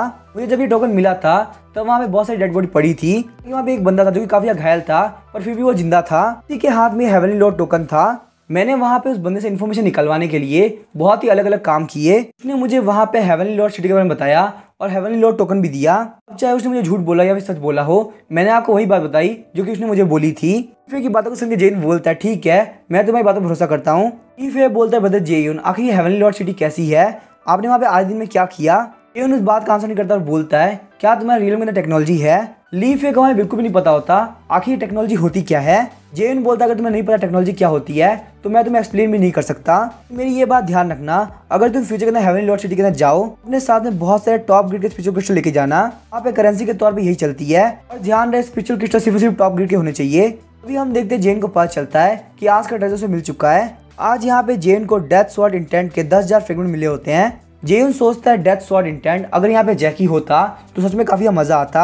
ये बात सुनने के साथ ही लीफ वहाँ पे कुत्ता बन गया होता है। जेन बोलता है लीफ क्या तुम एक स्वॉर्ड कल्टीवेटर हो। लीफ बोलता है मैं बिल्कुल भी एक स्वॉर्ड कल्टीवेटर नहीं बनना चाहता। स्वॉर्ड कल्टीवेटर को काफी मेहनत करनी पड़ती है, वो वहाँ पे दिन और रात प्रैक्टिस करते रहते हैं। तभी हम देखते हैं जेन वहाँ पे काफी जहर हंसी हंसता है। वो बोलता है लीफ तुम्हें बिल्कुल भी स्वॉर्ड कल्टीवेशन पसंद नहीं। जेन को इतना जहर स्माइल करते हुए देख के लीफ को समझ में आता है यहाँ पे कुछ ना कुछ तो गड़बड़ होने वाला है। और वहीं जेन के हाथ में डेथ स्वॉर्ड इंटेंट के फ्रेगमेंट को देख के पता चल जाता है कि जेन चाहता है कि वो यहाँ पे स्वॉर्ड कल्टीवेशन करे। लीफ वहाँ पे काफी स्पीड से भागने लगता है और बोलता है ब्रदर जेन प्लीज ऐसा मत करो, बिल्कुल भी एक स्वॉर्ड कल्टीवेटर नहीं बनना। लेकिन हम देखते हैं जेन वहाँ पे उसे एक एक करके स्वॉर्ड इंटेंट खिलाने लगता है। लीफ वहाँ पे रोते हुए सारे स्वॉर्ड इंटेंट खा रहा होता है। हालांकि उसे यहाँ पे एक स्वॉर्ड कल्टीवेटर नहीं बनना, उसे यहाँ पे जेन को मना करने की हिम्मत बिल्कुल भी नहीं है। वो वहाँ पे लगातार खाना स्टार्ट रखता है। लास्ट पीस को खिलाने के साथ ही जेन ने वहाँ पे उसको 10,000 फ्रेगमेंट खिला दिए होते हैं। जेन का टास्क वहाँ पे कंप्लीट हो गया होता है। इस वजह से जेन को 5,800 स्पेंडिंग पॉइंट मिले होते हैं। ईफे बोलता है ब्रदर जेयून आपने मुझे इतना स्वॉर्ड इंटेंट खिला के गलत नहीं किया, बिल्कुल भी एक स्वॉर्ड कल्टीवेटर नहीं हूँ, ये मेरे किसी भी काम की नहीं है, क्योंकि मैं आपको यहाँ पे स्वॉर्ड चला के दिखाता हूँ। जैसे ही वहाँ पे एक स्ट्राइक लगाता है सामने की पूरी जमीन टूट गई होती है। ईफे वहाँ पे काफी शौक रह गया होता है के मुकाबले उसकी स्ट्रेंथ बहुत ही बढ़ गई होती है। ईफे बोलता है अगर मेरे मास्टर को पता चल गया कि मैं यहाँ पे इतनी अच्छी स्वॉर्ड कल्टीवेशन कर रहा हूँ तो वो मुझे पक्का से स्वॉर्ड कल्टीवेटर बना लेंगे। मैं यहाँ पे मेरा केयरफ्री लाइफस्टाइल बिल्कुल भी नहीं रख पाऊंगा। जेन बोलता है ब्रदर ली तुम्हें मुझे थैंक यू बोलने की जरूरत नहीं, ये सब तुम्हारे भाग्य के अंदर लिखा हुआ था और तुम्हारी किस्मत तुम्हें स्वॉर्ड इंटेंट की पीक पे लेके गई है। तुम बहुत इजीली किसी भी टाइम स्वॉर्ड हार्ट रियल के अंदर ब्रेक थ्रू कर लोगे। लीफी को ध्यान आता है कि उसके सेक्ट लीडर काफी फेमस है क्योंकि उनके पास में बहुत सारी पावरफुल स्किल्स है, लेकिन फिर भी उनको स्वॉर्ड हार्ट रियल में पहुंचने में 100 साल से भी ज्यादा टाइम लग गया। यहाँ पे लीडर को पता चल गया कि आखिर मेरी कैपेबिलिटी क्या है, तो वो मुझे पक्का से फोर्स करेंगे कि मैं पढ़ाई के ऊपर काफी ध्यान दूं। लीफे बोलता है जेन तुम्हारा थैंक यू, तुमने मेरी कल्टीवेशन काफी बढ़ा दिया, लेकिन आखिर तुमने इन सारे स्वॉर्ड इंटेंट को अपने ऊपर यूज क्यों नहीं किया। जेन बोलता है मैं बिल्कुल भी स्वॉर्ड कल्टीवेटर नहीं हूँ, आखिर मुझे यहाँ पे क्या जरूरत। ये सुन के लीफे काफी शॉक हो गया था और सोचता है मैं एक स्वॉर्ड कल्टीवेटर नहीं हो इसीलिए तुम्हें ये नहीं चाहिए, मैं अभी तो एक स्वॉर्ड कल्टीवेटर नहीं हूँ, आखिर तुमने मुझे क्यों फोर्स किया। उसके बाद जेन बोलता है लीफे तुम अपनी स्वॉर्ड इंटेंट को रिलीज करो। अब हम लोग यहाँ पे हेवनली लॉर्ड बैटलफील्ड के सेकंड ईयर में जाने वाले हैं। वहीं पे जेन ने 9 रेडियंट थंडर लोटस टेक्निक को एक्टिवेट कर लिया होता है। इस स्किल को देखने वाला लीफे बोलता है ये मेरी थंडर क्लाउड सेट की एक्सक्लूसिव मार्शल आर्ट टेक्निक है, आखिर तुम्हें इस मार्शल आर्ट टेक्निक के बारे में कैसे पता। जेन बोलता है इसका मतलब तुम यहाँ पे इस टेक्निक को जानते हो। लीफे को यहाँ पे ये टेक्निक बिल्कुल सही से याद होती है। एक तरफ यहाँ पे लाइटनिंग है और दूसरी तरफ फायर स्पिरिचुअल रूट। इसे यहाँ पे ये टेक्निक सीखने के लिए 2 महीने तक मेहनत करनी पड़ी थी, तो बावजूद वो इस टेक्निक को नहीं सीख पाया। जेयून सोच रहा था स्टार एक्सट्रीम सेट के अंदर किसी को भी नहीं पता था कि आखिर ये मार्शल आर्ट टेक्निक कौन सी है। सब लोग को वहाँ पे यही लग रहा होता है कि इस हाई रैंक की मार्शल आर्ट टेक्निक को मैंने खुद से बनाया है।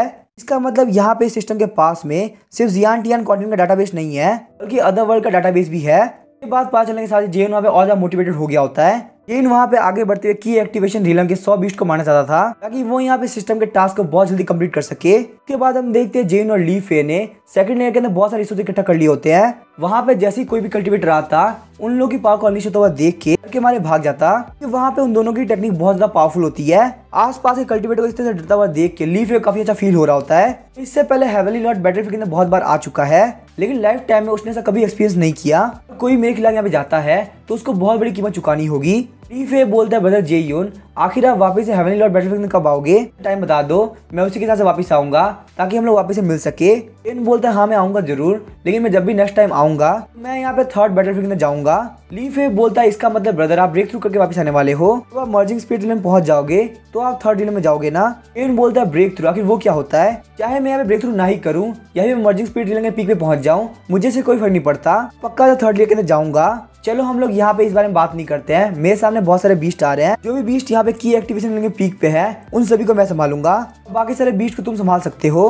उसके बाद हम देखते हैं जेयुन आगे बढ़ते हुए अपने थंडर लोटस की टेक्निक को यूज करता है। जेयुन के वहाँ पे अटैक करने के साथ ही बहुत ही बड़ा धमाका हुआ होता है, उस धमाके के साथ ही वो बीस्ट वहाँ पे मर गए होते हैं। ली फे बोलता है ब्रदर जेयुन अगर आप यहाँ पे इतनी स्पीड से बीस्ट को मारोगे मैं तो यहाँ पे कुछ भी नहीं कर पाऊंगा। अभी हम देखते हैं जेयुन ने वापस थंडर लोटस को एक्टिवेट कर दिया होता है। ली फे बोलता है ब्रदर जेयुन आखिर आपका स्पिरिचुअल से कितना बड़ा है। पास के लोग जब देखते हैं कि ली फे वहाँ पे स्वॉर्ड का यूज नहीं कर रहा, तो उन लोग को लगता है कि वो काफी एरोगेंट हो रहा है, वो वहाँ पे बीस्ट को इस लायक नहीं समझ रहा कि वो उनके ऊपर स्वॉर्ड इंटेंट का यूज करे। एक के तो इतना मोटा लग रहा है लेकिन देखो कितना टैलेंटेड है, इसमें आप किसी बुक को उसके कवर से जज नहीं कर सकते। ये सब सुन के ली फे सोच रहा होता है मैं कोई स्वॉर्ड कल्टिवेटर नहीं हूँ, मेरे पास बस यहाँ पे स्वॉर्ड इंटेंट है। 2 दिन बाद जेयुन ने की एक्टिवेशन लेंगे पीक के 100 बीस्ट को मार दिया होता है। रिवॉर्ड के तौर पे 5000 स्पेंडिंग पॉइंट मिल गए होते हैं। जेन के पास टोटल 10,000 ज्यादा स्पेंडिंग पॉइंट हो गए होते हैं। जेन बोलता है सिस्टम तुम यहाँ पे देख सकते हो ली फे मेरे पीछे कितना मेहनत कर रहा है, मुझे यहाँ पे इसको काफी अच्छा रिवॉर्ड देना चाहिए। वैसे भी यहाँ पे 10,000 टॉप ग्रेड स्पिरिचुअल स्टोन इतने ज्यादा नहीं होते, तो मैं यहाँ पे इतने पैसे खर्च करना चाहता हूँ। वैसे मुझे खर्च करने में काफी टाइम हो गया।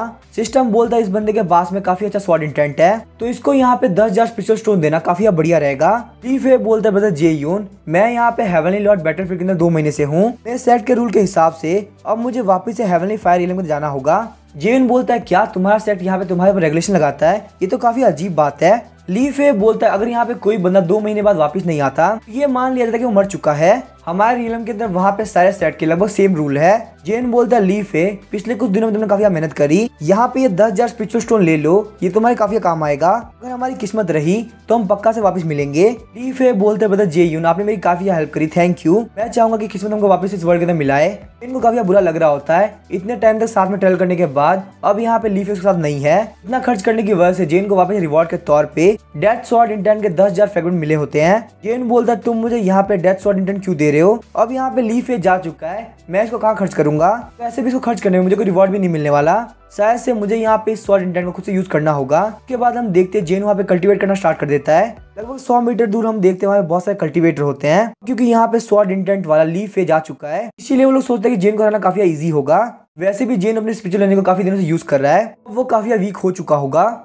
एक व्हाइट हेयर वाला बंदा होता है जो कि बहुत सारे कल्टीवेटर इकट्ठा कर लेता है, वो बोलता है हमारे पास काफी अच्छी अपॉर्चुनिटी है, हमें यहाँ पे जेन से बहुत कुछ मिल सकता है। कई लोग वहाँ पे बात कर रहे होते हैं जेन जैसे प्रोडक्ट को मार के काफी मजा आएगा। व्हाइट हेयर वाला बंदा बोलता है भले हम जेन को मारे या ना मारे ये अपॉर्चुनिटी हमारे सामने वापस से नहीं आने वाली। व्हाइट हेयर वाले बंदे की बात सुनकर सारे लोग काफी खुश होते हैं, लोग काफी स्पीड से जेन की तरफ बढ़ने लगते हैं, लेकिन जेन को वहाँ पे कोई भी टेंशन नहीं होती क्योंकि उसने सारे स्वॉर्ड इंटेंट कंज्यूम कर लिया होता है। वैसे भी वो अपनी पावर टेस्ट करना चाहता था, उसके लिए ये सारे कल्टीवेटर काफी बेस्ट रहेंगे। जेन वहाँ पे खुद को स्ट्रेच करता है जो देख के सारे लोग काफी शॉक हो गए होते हैं। तो अभी जेन की बॉडी में से काफी खतरनाक डेथ स्वॉर्ड ऑरा बाहर निकल रहा होता है। डेथ स्वॉर्ड ऑरा के उन लोगों को टच करने के साथ ही वो सारे लोग काफी डर गए होते हैं, वो लोग वहां से भागना चाहते थे, लेकिन वो ऑपरेसिव ऑरा काफी खतरनाक होता है, वो लोग वहाँ बिल्कुल भी खुद को मूव नहीं कर पा रहे होते। हम देखते हैं व्हाइट हेयर वाले बंदे को जो कि बिल्कुल शॉक हो गया होता है, वहाँ पे खुद के डिसीजन में काफी रिग्रेट कर रहा होता है। जेन बोलता है क्या तुम लोग मुझे यहाँ पे मारना चाहते हो। इसी के साथ हम देखते हैं जेन के पीछे थंडर लोटस आ गया होता है। हालांकि व्हाइट हेयर वाला बंदा अपने साथी को बोलता है प्लीज तुम लोग यहाँ पे रुक जाओ, लेकिन उसके सारे साथी काफी डर गए होते हैं और काफी स्पीड से भाग जाते हैं।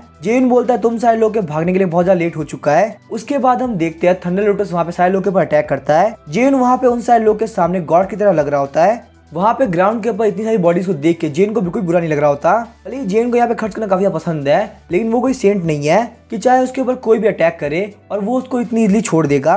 फिर हम देखते कोई बोलता है क्या तुम मिस्टीरियस हेवन रियल्म से हो। जेन पीछे घूमते हुए बोलता है तुम हो कौन। देखते हैं वहाँ पे एक छोटी बच्ची होती है जिसका नाम था लुओ याओ याओ। वो बोलती है मैं यहाँ पे 10,000 फ्लावर वैली से हूँ, तुमने अभी यहाँ पे काफी कमाल की फाइट करी। लेकिन हम देखते हैं जेन वहाँ पे कुछ भी नहीं बोल रहा होता। याओ बोलती है तुम यहाँ पे मिस्टीरियस हेवन रियल्म से हो, ये तो बात पक्की है, लेकिन आखिर तुम्हारे सेट का नाम क्या है और तुमने मुझे यहाँ पे अपना नाम भी नहीं बताया जबकि मैंने तुम्हें अपना नाम बता दिया। जेन बोलता है आखिर मैं तुम्हें अपना नाम क्यों बताऊं। बोलने के साथ ही जेन वहाँ जाने लगता है। हम देखते हैं वहाँ पे लुओ याओ जेन को पीछा कर रही होती है। तो याविया वहाँ पे जेन से लगातार क्वेश्चन पूछ रही होती है। वो बोलती है क्या तुम एक इंडिपेंडेंट कल्टीवेटर हो, तुम्हारे पास कोई भी सेक्ट नहीं है, आखिर तुम यहाँ पे हेवनली लॉर्ड बैटलफील्ड में क्या करने के लिए आए हो, तुम यहाँ पे कुछ भी ढूंढ रहे हो तो तुम मुझसे पूछ सकते हो, मैं यहाँ पे बहुत कुछ जानती हूँ। इन बोले तुम बहुत बड़ी सरदर्द हो, अगर तुम यहाँ से नहीं गई तो मैं तुम्हें पक्का से मार दूंगा। लुओ याओ बोलते तुम्हें क्या लगता है मुझे मारना इतना आसान है, मैं यहाँ पे ओरिजिनल स्पीड रियलम की 9th लेवल पे हूँ, मैंने एक सीक्रेट ट्रेजर यूज करते हुए अपनी कल्टिवेशन को काफी सप्रेस करके रखा है, अगर तुम मुझे यहाँ पे हाथ लेना ट्राई करते हो तो मैं तुम्हें पक्का से मार दूंगी। फिर हम देखते हैं जेन सिस्टम से बोलता है क्या ये लड़की सच बोल रही है, सच में ऐसा कोई ट्रेजर हो सकता है जो कि हेवनली लॉर्ड बैटलफील्ड को बेवकूफ बना दे। सिस्टम बताता है ये लड़की बिल्कुल सच बोल रही है और इसका वो ट्रेजर इसके सर पे लगी हुई पर्पल हेयर पिन। जेन सोचता है ओरिजिनल स्पीड रियल के पीक पे होने के लिए इसकी एज काफी कम है, यहाँ पे बिल्कुल मेरे मास्टर के बरोबर पावरफुल है। थोड़ी देर सोचने के बाद जेन बोलता है मेरा नाम है वांग जेयुन और मैं स्टार सोल सेक्ट से हूँ, भी जानना था वो मैंने तुम्हें बता दिया, अब मुझे यहाँ परेशान करना बंद करो। तो याविया बोलती है मैंने इस सेट के बारे में बिल्कुल नहीं सुना, फिर यहाँ पे ये एवरेज सेट कौन सा है, सही सी बताऊं तो तुम्हारे स्टार सोल सेट का नाम काफी कमाल का है। मैंने यहाँ पे शुरुआत में सोचा था कि मैं तुमको डराऊंगी, लेकिन मेरे पास यहाँ पे रियलिटी में ओरिजिनल स्पीड रियलम की 9th लेवल की पावर नहीं है। जेन बोलता अगर तुम यहाँ झूठ नहीं बोल रही हो तो फटाफट से अपनी हेयर पिन को बाहर निकालो। लुओ याविया सोच रही होती है आखिर जेन को पता कैसे चला मेरा हेयर पिन ही मेरा ट्रेजर है, कि अंदर से कोई भी स्पिरिचुअल एनर्जी बाहर नहीं निकलती, लगता है मैंने यहाँ पे जेन को काफी अंडरएस्टिमेट कर लिया। लुओ याविया बोलती है पहले मुझे तुम्हारे सेट के अंदर काफी इंटरेस्ट था, स्टार सोल सेट का नाम सुनकर मुझे लग रहा है कि ये बहुत ही छोटा सा सेट है, लेकिन तुम्हारे टैलेंट को देखते मैं चाहती हूँ कि तुम यहाँ पे स्टार एक्सट्रीम सेट को ज्वाइन कर लो। स्टार एक्सट्रीम सेट के बारे में सुनते ही जेन काफी शौक रह गया होता है। लुओ याविया बोलते अगर तुम यहाँ पे स्टार एक्सट्रीम सेट के अंदर आ जाते हो मैं तुम्हें पक्का से कोड डिजाइन बनाने में हेल्प करूंगी, क्योंकि यहाँ पे लुओ याविया ने पहले से कैलकुलेशन कर ली थी। जेन के पास में यहाँ पे 4 एलिमेंटल स्पिरिचुअल रूट है, वहीं इसका स्पिरिचुअल से भी बहुत ज्यादा बड़ा है, इसके पास बहुत ज्यादा पावरफुल स्किल्स भी है और इसकी स्वॉर्ड कल्टीवेशन कभी भी स्वॉर्ड हार्ट रियल में पहुंच सकती है, यहाँ तक कि फ्यूचर के अंदर ये हिडन ड्रैगन लिस्ट के टॉप 3 में पहुंच सकता है। इस टैलेंट को हम यहाँ पे बिल्कुल भी हाथ से नहीं जान दे सकते। तभी हम देखते हैं जेन वहाँ पे कुछ ना कुछ चीजें कनेक्ट कर रहा होता है। जेन बोलता है क्या तुम लुओ चेंची को जानती हो, लुओ याविया काफी शौक रह गई होती है, बोलती है क्या तुम मेरी सिस्टर को जानते हो। हमें स्टार शॉट सेट का सीन दिखाया जाता है, चेंचू यहाँ पे छींकती है, चेंचू बोलती है लगता है यहाँ मेरे बारे में कोई बात कर रहा है। एकदम से रियलिटी पता चलने की वजह से लुओ याविया और जेन दोनों ही काफी शौक रह गए होते हैं। जेन बोलता है आखिर यहाँ पे ये क्या हो गया, तुम मेरी मास्टर की बहन हो, इसका मतलब तुम भी यहाँ पे मेरी जूनियर मास्टर हुई। अब यार बोलते तुम मेरी सिस्टर के डिसाइपल हो, इसका मतलब स्टार सोल सेट को मेरी सिस्टर ने फाउंड किया है। जेयून ही नहीं बल्कि याविया भी काफी शौक होती है।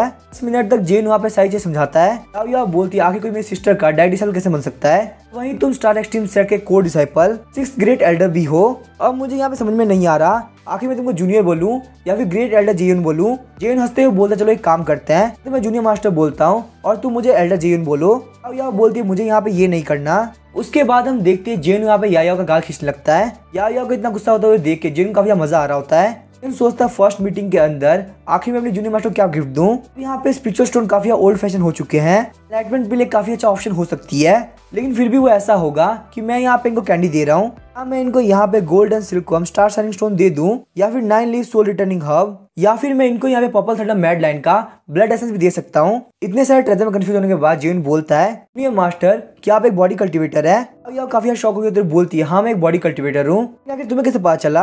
याविया का लग रहा होता है कि जेन के पास में कोई ऐसा तरीका है इसकी वजह से वो यहाँ पे याविया को सही से चेक कर पा रहा है। वो बोलती है सिस्टर के पास जाने पे मैं पक्का तुम्हारी कंप्लेंट करूंगी। तभी वो काफी शौक हो गई होती है क्योंकि जेन ने उसके सामने वहाँ पे पर्पल थंडर मैड लाइन का ब्लड एसेंस रख दिया होता है। जेन बोलता है ये उस बीस्ट का ब्लड एसेंस है जिसने 9 थंडर स्ट्राइक झील रखी है। मैंने सोचा था कि मैं तुम्हारे गाल खींचूंगा और उसके बदले में तुम्हें ड्रॉप दे दूंगा, ना मेरा प्लान चेंज हो रहा है, तुम मेरे ऊपर काफी गुस्सा कर रही हो। अभी हम देखते हैं याविया आगे बढ़ते हुए जेन का हाथ अपने गाल पे रख देती है। जेन वहाँ पे कुछ भी नहीं कर पा रहा होता, बस हंस रहा होता है। वो ब्लड ड्रॉप पाके याविया काफी खुश होती है। जेन बोलता है जूनियर मास्टर एक बॉडी कल्टीवेटर है, ऐसा पॉसिबल है कि वो एक आर्टिफैक्ट डिफाइनर भी हो, तो यहाँ पे जूनियर मास्टर का ध्यान रखना होगा वरना फ्यूचर के अंदर कोई मेरे ऊपर बड़ी प्रॉब्लम ना आ जाए। उसके बाद हम देखते हैं जेन वहाँ पे gold and silkworm star shining stone गिराया जाता है। स्टार शाइनिंग स्टोन को देख के याविया काफी खुश हो रही होती है। जेन बोलता है जूनियर मास्टर क्या आप इसको जानती है। याविया बोलती है हाँ मैं जानती हूँ, ये स्टार शाइनिंग स्टोन है। जेन बोलता है जूनियर मास्टर क्या आपको ये चाहिए। याविया अपने सही लाते हुए बोलती है हाँ मुझे ये चाहिए, लेकिन तभी हम देखते हैं जेन हंसते हुए स्टार शाइनिंग स्टोन को वापस से रख देता है। वो बोलता है मैं इस स्टोन को आपको नहीं देने वाला। याविया आगे बढ़ते हुए जेन की छाती के बाद धीरे धीरे मारने लगती है। जेन को यहाँ पे नहीं पता होता कि भले ही वो बच्ची हो लेकिन वो एक बॉडी कल्टीवेटर है। ये पंचेस की वजह से कुछ ही देर के अंदर जेन के मुंह से खून आने लगता है। इतनी जल्दी जेन के मुंह से ब्लड देखने के बाद याविया बोलती है फिर तुम जैसा वीक बंदा मेरी सिस्टर का डायरेक्ट डिसाइपल कैसे बन गया, आखिर तुम्हें स्टार एक्सट्रीम सेट ने ग्रेट एल्डर क्यों बनाया। जेन बोलता है ऐसा इसी वजह से हुआ क्योंकि मैं बहुत ज्यादा रिच हूँ। मैंने डायरेक्ट डिसेबल बनने के लिए तुम्हारे सिस्टर को 5 लाख हाई ग्रेड के स्पिरिचुअल स्टोन दिए और वहीं मैंने स्टार एक्सट्रीम सेट को 100 मिलियन टॉप ग्रेड के स्पिरिचुअल क्रिस्टल दिए ताकि मैं वहां का ग्रेट एल्डर बन सकूं। साथ ही में मैंने उनको 9 स्टार स्वॉर्ड फॉर्मेशन का एनहेंस वर्जन दिया। सब सुन के याओ काफी शॉक हो गई होती है। वो बोलती है तुमने यहाँ पे ये सारे टाइटल खरीदे हैं, ये तो काफी अजीब बात है। तभी हम देखते हैं वहां पे कोई दूर से बोलता है आखिर तुम क्या फालतू बात कर रहे हो, क्या तुमने कभी भी लाइफ के अंदर टॉप ग्रेड का स्पिरिचुअल क्रिस्टल देखा है? तुम यहाँ पे 100 मिलियन टॉप ग्रेड के स्पिरिचुअल क्रिस्टल के बारे में इतनी इजीली बात कर रहे हो। वो लेडी होती है वाई ह्यूमन जो कि 10,000 फ्लोर वैली की वैली मास्टर होती है। वाई ह्यूमन वहाँ पे जेन के सामने कॉन्टेक्ट करती है, तुम यहाँ पे मेरे सामने 100 मिलियन टॉप ग्रेड के स्पिरिचुअल क्रिस्टल लाते हो तो ये वैली मास्टर तुम्हें अपना मास्टर मान लेगी। याओ बोलती है मास्टर यहाँ पे ऐसा कुछ करने की जरूरत नहीं है, फालतू में कोई फाइट करने की जरूरत नहीं। ह्यूमन बोलती है मैं यहाँ पे इसकी फालतू बातें सुन नहीं पाई। याओ तुम यहाँ पे ध्यान से देखो, ये बंदा तुम्हें कब से बेवकूफ बना रहा है। लुओ याओ बोलती है मास्टर ये मेरे स्टार एक्सट्रीम सेट का एक ग्रेट एल्डर है, प्लीज आप यहाँ पे इसकी और बेइज्जती मत कीजिए। वाई ह्यूमन बोलती है अगर ये ग्रेट एल्डर भी है तो भी क्या फर्क पड़ता है, मुझे यहाँ पे इसके ऊपर बिल्कुल भरोसा नहीं। वाई ह्यूमन के सब बोलने की वजह से जेन काफी सीरियस हो गया होता है। जेन बोलता है जूनियर मास्टर आपकी मास्टर यहाँ पे बहुत ज्यादा फालतू बोल रही है, मैं यहाँ पे इतनी बेइज्जती नहीं सह सकता। इसी के साथ में जेन वहाँ पे वाई ह्यूमन के सामने 100 मिलियन टॉप ग्रेड के स्पिरिचुअल क्रिस्टल से भरी हुई रिंग फेंक देता है। जेन बोलता है मेरे डिसाइपल तुम यहाँ पे इस गिफ्ट को रख लो, मैं यहाँ पे तुम्हें 100 मिलियन टॉप ग्रेड के स्पिरिचुअल क्रिस्टल मेरा डिसाइपल बनने के लिए दे रहा हूँ। वाई ह्यूमन बोलते तुमने यहाँ पे खुदा के दे तो दिया, लेकिन चलो देखते तुम सच भी बोल रहे या नहीं। वहीं हम देखते हैं जेन को रिवॉर्ड के तौर पे 10 gold and silkworm star shining stone मिले होते हैं और वहीं पर्पल थंडर मैड लाइन के ब्लड एसेंस का 100 ड्रॉप मिला होता है और 5 स्वॉर्ड हार्ट एडवांसमेंट फ्रेगमेंट मिली होती है।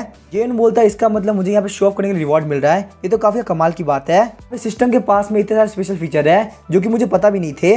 वाई ह्यूमन जब उस रिंग को चेक करती है तो काफी शॉक रह गई होती है क्योंकि उसके अंदर वहां पे अनगिनत टॉप ग्रेड के स्पिरिचुअल क्रिस्टल होते हैं। जेन बोलता है यहाँ बस ये मत सोचना कि मेरे पास स्पिरिचुअल क्रिस्टल है। उसके बाद जेन अपने पास से स्टार सनिंग स्टोन बाहर निकालता है, एसेंस के ड्रॉप्स बाहर निकालता है, लीव सोल रिटर्निंग हब बाहर निकालता है, स्वॉर्ड हार्ट एडवांसमेंट फ्रेगमेंट बाहर निकालता है और भी बहुत सारी चीजें बाहर निकालता है। ये देख के वाई ह्यूमन और याओ काफी शॉक रह गए होते हैं। जेन बोलता है अगर आप यहाँ पे स्वॉर्ड हार्ट रियल में पहुंचने वाले हो तो आप इस स्टोन का यूज करते हुए बहुत इजी स्वॉर्ड हार्ट रियल में ब्रेक थ्रू करके पहुंच जाओगे। उसके बाद हम देखते हैं जेन वहाँ पे उस स्टोन को यूज कर लेता है, उनकी बॉडी के अंदर से काफी खतरनाक एनर्जी बाहर निकल रही होती है। जेन वहाँ पे स्वॉर्ड हार्ट रियल में पहुंच गया होता है। ये सब देख के वाई ह्यूमन काफी शॉक रह गई होती है। वाई ह्यूमन बोलती है ठीक है आज से तुम मेरे मास्टर होते हो, ये सिर्फ उसी मेरे पर्सनल लेवल पे होगा, इससे तुम्हारा मेरे 10,000 फ्लावर वैली सेट से कोई भी लेना देना नहीं होगा। अब यह काफी शौक हुई तो सोच रही होती है आखिर मेरी मास्टर इन सारी चीजों में इन्वॉल्व कैसे हो गई। जेन मेरी मास्टर का मास्टर बन चुका है, इसका मतलब वो मेरा ग्रैंड मास्टर हुआ। उसके बाद वाई ह्यूमन वहाँ पे जेन को कॉन्टेक्ट दे देती है, उसको मास्टर के तौर पे ग्रीट करती है। के साथ में सिस्टम बताता है आपको यहाँ पे एक नई डिसेबल मिली है, 100 घोस्ट एन्चेंटमेंट ग्रास मिलती है, विदर्ड सोल ट्विग की 100 ब्रांचेस मिलती है, वहीं 100 फायर पॉइजन फ्रेग्रेंस फ्लावर मिलती है और सोल बर्निंग बैम्बू वाटर के 100 पोर्शन मिलते हैं। सिस्टम बोलता है क्योंकि आपके पास में यहाँ पे डिसाइपल आ चुकी है, आप जितना इसके ऊपर खर्च करोगे उसके लिए भी आपको रिवॉर्ड मिलेगा। उसके बाद आपकी डिसाइपल जितना खर्च करेगी उसके लिए भी आपको रिवॉर्ड मिलेगा। जेन सोचता काफी कमाल की बात है, मेरे खर्च करने से मुझे फायदा होगा, यहाँ पे मेरे डिसाइपल के भी खर्च करने से मुझे ही फायदा होगा। सच में यहाँ पे सिस्टम के पास में काफी सारे हिडन फीचर्स है, मुझे यहाँ पे अपने अंडर में बहुत सारे डिसाइपल को रखना होगा तो मुझे यहाँ पे स्पेंडिंग पॉइंट कमाने में काफी फायदा होगा। अब इसके आगे क्या होगा वो हम नेक्स्ट एपिसोड में जानेंगे। वीडियो पसंद है चैनल को सब्सक्राइब करके वीडियो को लाइक कर देना। Thank you.